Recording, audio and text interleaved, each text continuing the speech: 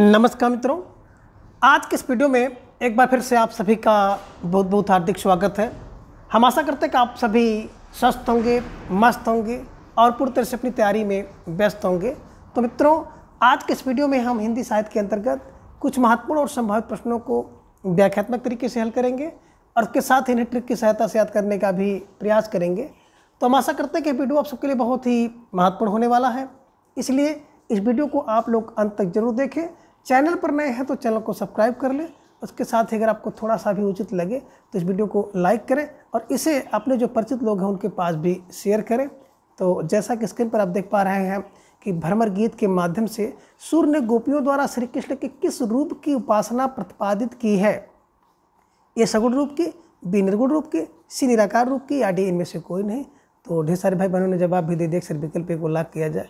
विकल्प ए सगुण रूप की इज राइट आंसर, है ना। बिल्कुल आपने देखा कि जो सूरदास जी थे, सूरदास जी ने भ्रमर गीत के माध्यम से श्री कृष्ण के सगुण रूप की उपासना प्रतिपादित की है। ठीक है, चलिए प्रश्न संख्या 2 है कि सुमेलित कीजिए। सूची 1 में पंक्ति है और सूची 2 में उसमें प्रयुक्त अलंकार है।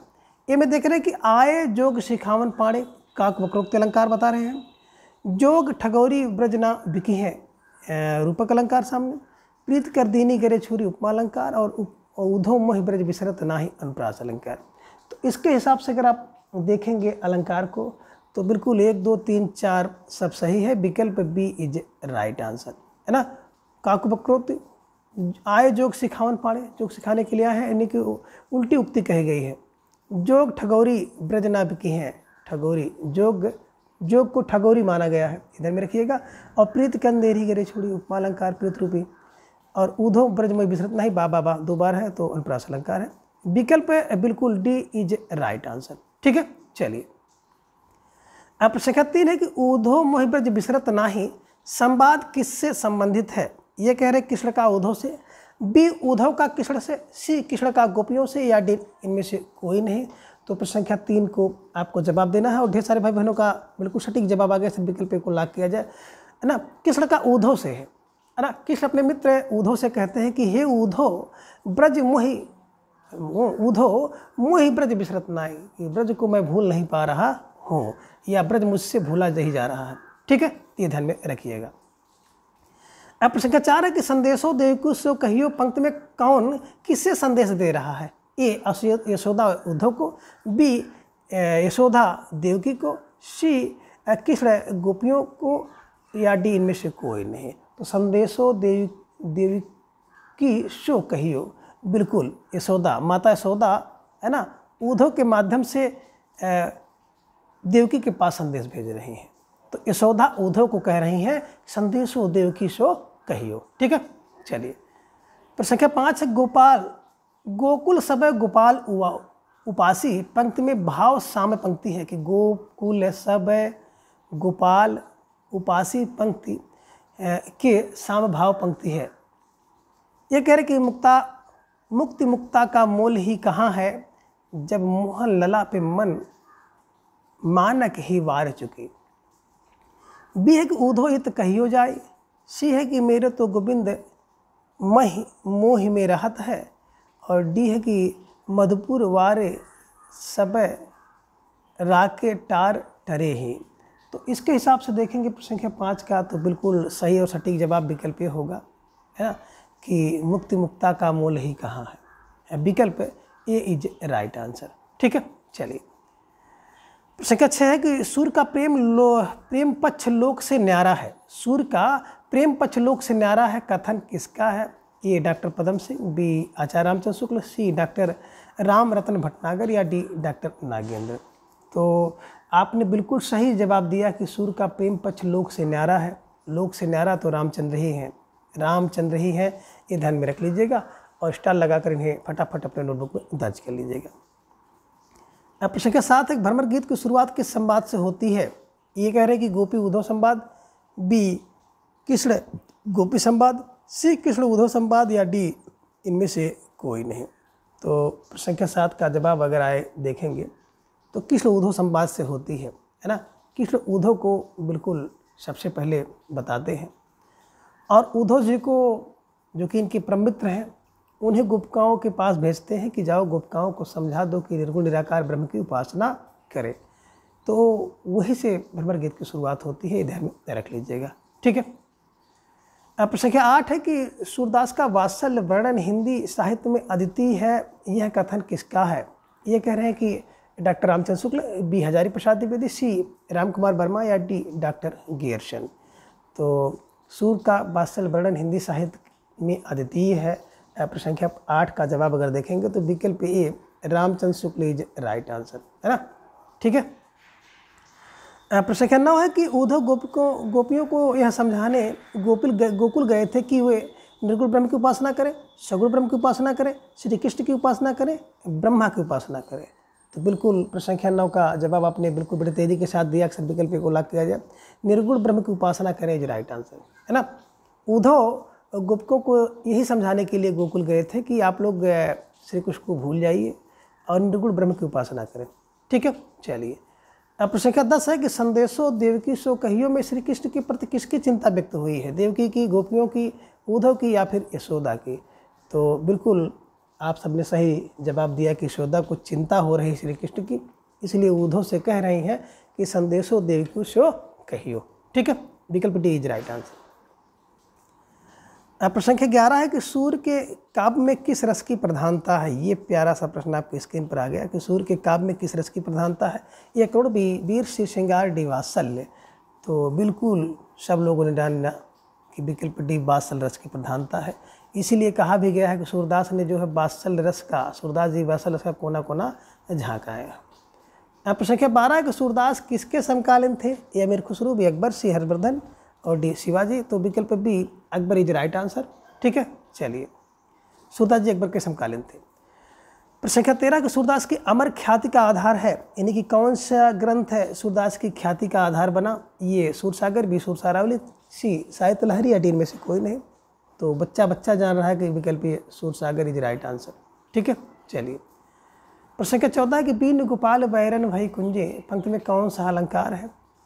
बल्कि यहाँ पे रस करना था, कौन सा रस है ना। ये कह रहे हैं कि संयोग रस, बी वियोग रस, सी करुण रस, डी वीर रस। तो वियोग रस है, ये ध्यान में रख लीजिएगा कि गोपाल के बिना जो ये कुंजे हैं वो बैरन हो गई हैं, शत्रु हो गए हैं। ऐसा कुछ गोपिकाएँ कहती हैं कि बीन गोपाल बैरन भई कुंजे। ठीक है। प्रसंख्या 15 है कि सूरदास जी बार बार किसके चरणों की वंदना करते हैं? ये श्री राम के, बी श्री कृष्ण के, सी ब्रह्मा के, डी इनमें से कोई नहीं। तो प्रसंख्या 15 का जवाब आ गया कि सूरदास बार बार, विकल्प बी श्री कृष्ण जी की वंदना करते हैं, कृष्ण की। सूरदास जी बार बार किसके? ठीक। प्रसंख्या 16 है कि उद्धव गोपियों का संवाद किस पुस्तक में है? ये भ्रमर गीत, बी सूरसागर, सी बाल वर्णन, डी साहित्य लहरी। तो सबसे पहले तो देखिए सूरसागर, और सूरसागर का एक भाग है भ्रमर गीत। इसी भ्रमर गीत में उद्धव और गोपिकाओं का संवाद का वर्णन किया गया है। और श्री कृष्ण जी अपने परम मित्र उद्धव को गोपिकों को समझाने के लिए गोकुल भेजते हैं। तो जब उद्धव जी गोपिकाओं को समझा ही रहे थे कि उसी बीच में कहीं से एक भंवरा उड़कर आ जाता है, और उसी भंवरे को गोपिकाओं ने इंगित कर करके जो भी बात कही है उद्धव के लिए, लेकिन भंवरे को संबोधित करते हुए बात कही है, तो उसी को भ्रमर गीत कहा जाता है। ध्यान में आप रख लीजिएगा। ठीक है। विकल्प ये भ्रमर गीत इज राइट आंसर। प्रसंख्या 17 है कि माखन चोरी के संबंध में गोपी किसके पास उल्हना लेकर गईं? ये कह रहे हैं कि देवकी के पास, बी यशोदा के पास, सी श्री कृष्ण या डी उद्धव के पास। तो प्रसंख्या 17 का जवाब आ गया कि गोपी किसके पास जाएंगी? माँ यशोदा के पास जाएंगी, है ना। बिल्कुल, गोकुल में नंद बाबा के यहाँ यशोदा मैया के पास। ठीक है। चलिए, अब प्रसंख्या 18 कि सूर सागर के नायक कौन है? ये उद्धव, भी गोपी, सी यशोदा, डी श्री कृष्ण। तो बिल्कुल विकल्प D Shri Krishna is right answer, है ना। सूर सागर के जो रचयिता हैं सूरदास है। नायक कौन है? श्री कृष्ण है। रस कौन सा है? तो वियोग श्रृंगार रस है। ठीक है। ये ध्यान में आप रख लीजिएगा। अब प्रसंख्या 19 है कि कला की सहायता से हम लोग के विश्वरूपी जीवन को समझने का साधन प्राप्त करते हैं। कथन किसका है? कला की सहायता से हम लोग के विश्वरूपी जीवन को समझने का प्रयास करते हैं। ये Vasudev Sharan Agrawal, B doctor Devnarayan Shahi, C doctor Nagendra, D doctor Vijendra Snatak. तो 19 का जवाब भी आप सबने दे दिया कि कला को हम लोग जब जीवन के रूप में मानेंगे तो बिल्कुल एकदम सही और सटीक जवाब आप धीरे धीरे भाई बहनों का आ गया कि विकल्प ए को लॉक किया जाए। डॉक्टर बसदेव शरण अग्रवाल इज राइट आंसर, है ना। बसदेव शरण अग्रवाल इज राइट आंसर। प्रश्न संख्या 20 है कि निम्नलिखित में से कौन सी कृति सूरदास की नहीं है। ये कृति इसमें सूरदास की नहीं है। ये सूरसागर, बी साहित्य लहरी, सी सूर शतक या डी दोहावली।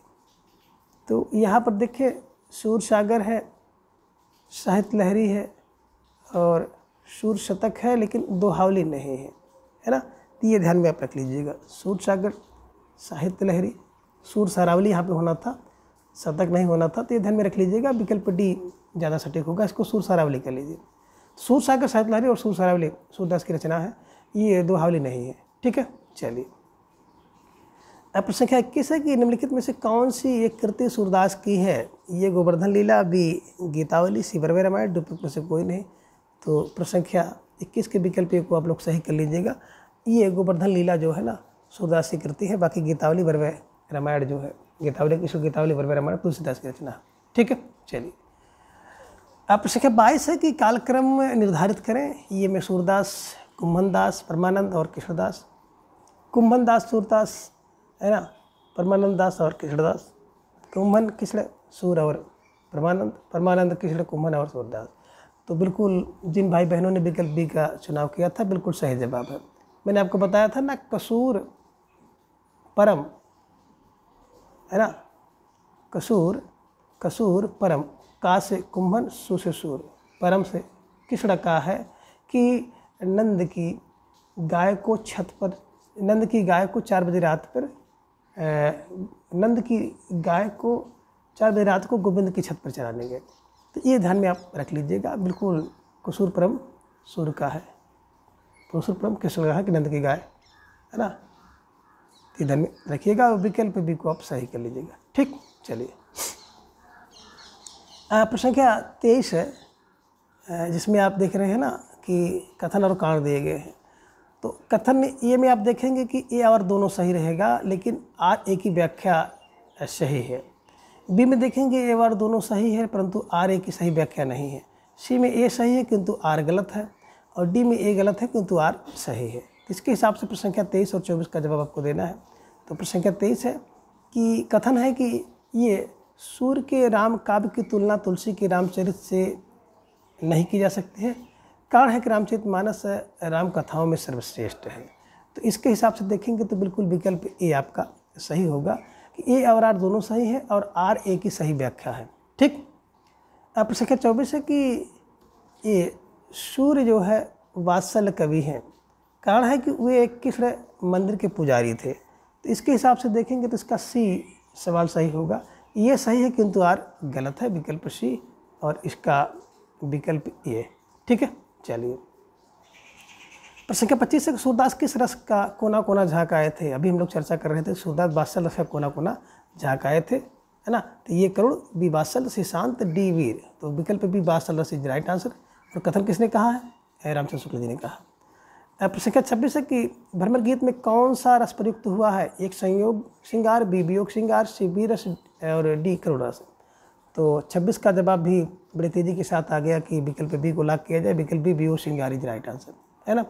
वियोग श्रृंगार में क्या होता है कि जो प्रिय व्यक्ति या वस्तु होती है उसका वियोग हो जाता है, और कुछ दिन के लिए वियोग होता है, सदैव के लिए नहीं। जब सदैव के लिए किसी व्यक्ति या वस्तु का वियोग होता है तो वहाँ पे शोक रस होता है। ठीक, करुण रस होता है, शोक स्थायी भाव होता है। ठीक, चलिए। प्रश्न संख्या 27 है कि सूरदास ने कृष्ण के किस रूप का चित्रण किया है। एक लोकरक्षण, बी लोकरंजन, सी योगेश्वर, डी प्रयुक्त में से कोई नहीं। तो 27 का जवाब आगे सर विकल्प बी को लॉक किया जाए। विकल्प बी लोकरंजन रूप का, सूरदास ने कृष्ण के लोकरंजन रूप का चित्रण किया है। ठीक। प्रश्न संख्या 28 है कि साहित्य लहरी की विषय वस्तु क्या है। एक नायिका भेद, बी छंदशास्त्र, सी पर्याय कोश, डी में से कोई नहीं। तो 28 का जवाब आ गया सर विकल्प ए को लॉक किया जाए। विकल्प ए नायिका भेद इज राइट आंसर। ठीक है। प्रश्न संख्या 29 है कि सही कालक्रम निर्धारित करें। कबीर सूर तुलसी जायसी, बी में है कबीर सूर जायसी तुलसी, सी में सूर कबीर तुलसी जायसी, और कबीर तुलसी जायसी सूर। तो इसके हिसाब से आप देखेंगे तो विकल्प बी कबीर, सूर, जायसी, तुलसी। ठीक। प्रश्न संख्या 30 से सही कालक्रम है। अब इसके हिसाब से आपको सही कालक्रम बताना है। ये कह रहे हैं तुलसीदास, रामानंद, राघवानंद, रामानुजाचार्य। बी में है रामानुजाचार्य, राघवानंद, रामानंद, तुलसीदास, और रामानंद, तुलसीदास, राघवानंद, रामानुजाचार्य। और डी में है तुलसीदास, रामानंद और रामानुजाचार्य, राघवानंद। तो प्रश्न संख्या 30 का जवाब आ गया। अक्सर विकल्प बी को लॉक किया जाए। विकल्प बी रामानुजाचार्य, राघवानंद, रामानंद और तुलसीदास। विकल्प बी इज राइट आंसर। ठीक। प्रश्न संख्या 31 है कि रामचरितमानस की रचना आचार्य शुक्ल के अनुसार कितने समय में हुई। ये कह रहे हैं कि 2 वर्ष 5 माह, बी 2 वर्ष 7 माह, सी 4 वर्ष 5 माह और डी है 3 वर्ष। तो विकल्प बी 2 वर्ष 7 माह इज राइट आंसर। प्रश्न संख्या 32 है कि रामचरितमानस में कुल कितने कांड हैं। अब आपको जवाब देना है कि रामचरितमानस में कुल कितने कांड हैं। ये 6, बी 7, सी 8, डी 9। तो विकल्प बी 7 कांड इज राइट आंसर। प्रश्न संख्या 33 है कि बेमेल को चुनिए। इसमें बेमेल एक है जो सही सुमिलित नहीं है। सूची 1 में रचनाकार और सूची 2 में रचना है। तुलसी का रामचरितमानस, ये 2 सूर का सुसाहित्य, कबीर की कवितावली और डी जायसी का रमला नचू। तो ये पे देखेंगे ना, केवल आप देखेंगे बेमेल 2 हैं, 3 और 4 बेमेल हैं, और सुमेलित की बात करते हैं तो 2 सुमेलित हैं। तो आपको जवाब देना है, नीचे आपको कोड दिया होगा। तो 3 और 4 विकल्प सी इज राइट आंसर। ये दोनों बेमेल हैं, सही नहीं है। विकल्प सी 3 और 4 को आप बिल्कुल सही कर लीजिए। प्रश्न संख्या 34 है सूची 1 सूची 2 को मिलाना है। सूची 1 में रचना है, सूची 2 में रचनाकार है। ये में देख रहे हैं कि साहित्य लहरी सामने कबीर, बरवे रामायण सामने सूर, पद्मावत तुलसी और बीजक जायसी। तो साहित्य लहरी हर व्यक्ति जानता है कि सूर की साहित्य लहरी, बरवे रामायण तुलसी का है, पद्मावत जायसी का है और बीजक कबीर का है। तो 2, 3, 4, 1 विकल्प डी इज राइट आंसर। ठीक है। प्रश्न संख्या 35 एक पुष्टिमार्ग के प्रवर्तक हैं। A Ramanand, B Vallabhacharya, C Ramanujacharya, D Kumbhandas. तो पुष्टिमार्ग के प्रवर्तक विकल्प B Vallabhacharya is right answer है ना। देखिए, जब व्यक्ति पुष्ट होता है तो उसके अंदर बल होता है, बल। ठीक है। चलिए, प्रश्न संख्या 36 सूरदास की भाषा कौन सी है। ए अवधी, बी ब्रज भाषा, सी मैथिली, डी में से कोई नहीं। तो सब लोग जान रहे हैं कि सूरदास की भाषा ब्रज भाषा है। विकल्प बी इज राइट आंसर। प्रश्न संख्या 37 सूरदास के गुरु का नाम। ए रामानुजाचार्य, बी वल्लभाचार्य, सी रामानंद, डी शंकराचार्य। तो सूरदास के जो गुरु थे वल्लभाचार्य थे, ध्यान में रख लीजिएगा। ठीक है। चलिए, प्रश्न संख्या 38 है कि सूची 1 को सूची 2 के साथ मिलाना है। ये में देख रहे हैं रमला सामने तुलसीदास, पद्मावत सामने जायसी, सूर सागर सामने सूरदास और बीजक का कबीरदास। तो बिल्कुल इसके हिसाब से देखेंगे तो सब सुमेलित है। 1, 2, 3, 4 इज राइट आंसर। विकल्प डी 1, 2, 3, 4 इज राइट आंसर। ठीक है। प्रश्न संख्या 39 पद्मावत कितने खंड में रचित है। ये लीजिए प्यारा सा जवाब, प्रश्न आपके स्क्रीन पर आ गया। पद्मावत कितने खंड में है। 51, बी 52, सी 53, डी 57। तो पद्मावत 57 खंड में है। रचना किसकी है। जायसी की है। कब रची गई। 1540 ईस्वी में, जिसमें कुल 57 खंड है। ठीक। प्रश्न संख्या 40 है कबीर को वाणी का डिक्टेटर किसने कहा। A Acharya Shukla, B Acharya Hazari Prasad Dwivedi, C Chandrasharma Guleri, D Rahul Shankartayan. तो बिल्कुल सही जवाब है विकल्प B Hazari Prasad Dwivedi is right answer. वाणी का डिक्टेटर हजारी प्रसाद, है ना।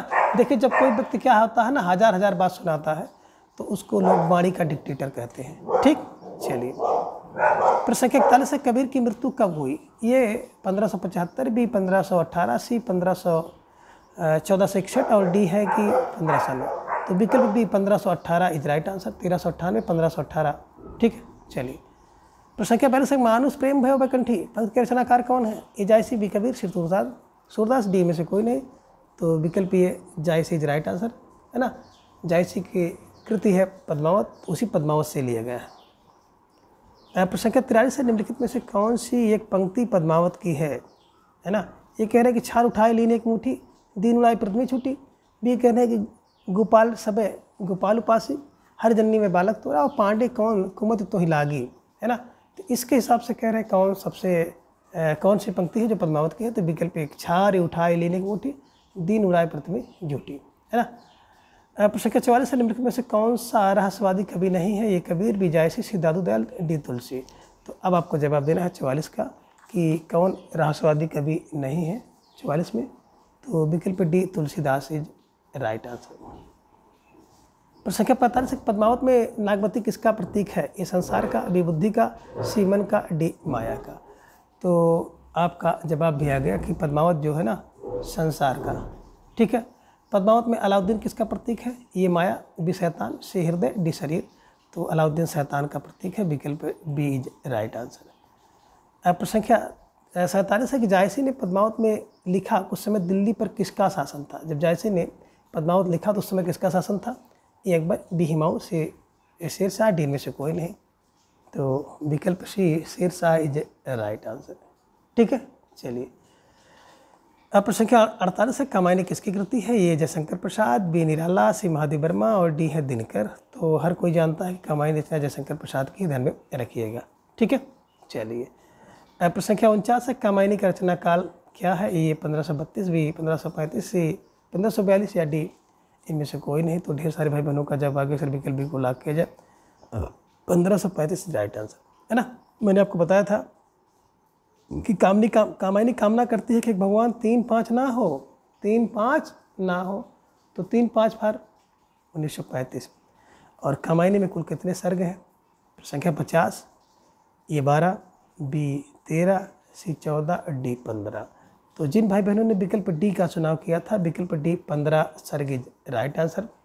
बिल्कुल सही जवाब और बेहद सुंदर तैयारी आप सबके यहाँ पर दिख रही है। निश्चित रूप से आप सब बधाई के पात्र हैं। तो मित्रों आज की इस वीडियो में बस इतना। अगली वीडियो में हम इसके अगले भाग को जानेंगे। तब तक के लिए आप सभी अपना बेहद ख्याल रखें और अपना अधिक से अधिक समय अपने अध्ययन पर लगाएं। अपना प्रेम स्नेह विश्वास इस तरह से चैनल पर बनाए रखें। धन्यवाद। नमस्कार। Bye bye.